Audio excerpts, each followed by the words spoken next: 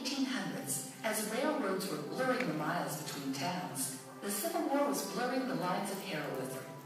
The Great Locomotive Chase, an iconic event made famous by history and Hollywood, is a legendary story of ordinary men on both sides of the war, called to courageously serve their country. It started when a daring plan was set into motion to steal the general in order to isolate Atlanta from Chattanooga by destroying bridges and track. Hundreds of miles behind enemy lines in Marietta, Georgia, Union spy James Andrews and 20 men, mostly soldiers, disguised in civilian clothing, boarded the targeted train.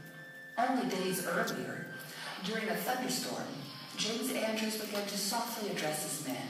Well, my lads, you have been chosen by your officers to perform a most important service, which, if successful, will change the whole aspect of the war.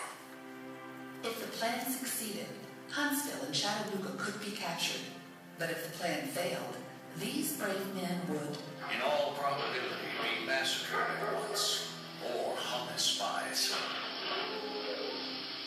Big Shady, 20 minutes for refreshments.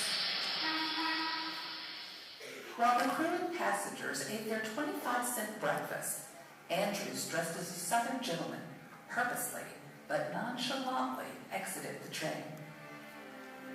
Walked to the empty cab while directing one of the raiders, William Knight, to uncut the train while the original crew and passengers ate their breakfast. The general pulled away. The rebel guards were quite surprised by what had happened right under their noses.